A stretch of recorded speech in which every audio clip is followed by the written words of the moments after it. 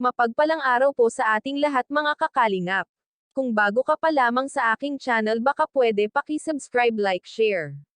At huwag kalimutan suportahan ang ama ng ating Kalingap Rob na si Val Santos Matubang. Hiling ko lamang po ay pataposan ang aking video para malaman ang nilalaman nito.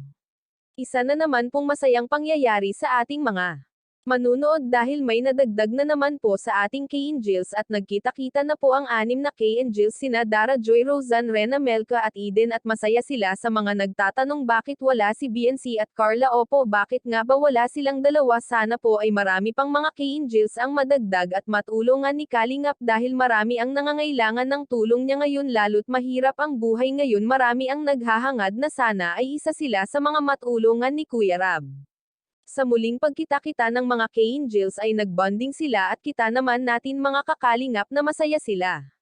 At malaki na ang pinagbago sa buhay nila lalo na si Rena na dati ay parang wala sa katinoan at ngayon ay malaki na ang improvement niya dahil sa tulong ni Kalingap Rob dahil kahit na marami na ang nabilang sa K-Angels ay di pa rin niya pinabayaan ang kalusugan ni Rena. Patuloy pa rin ang pagsustinto niya sa gamot ni Rena at pangangailangan nito. Kaya malaki talaga ang pinagbago nito noon at ngayon. Sa mga manunood po at sa mga nagbibogay sa ating mga K-Angels, sana wag kayo magsawang manood at magbigay ng sustento sa kanila dahil kailangan nila ang tulong nyo. Maraming salamat sa panonood po.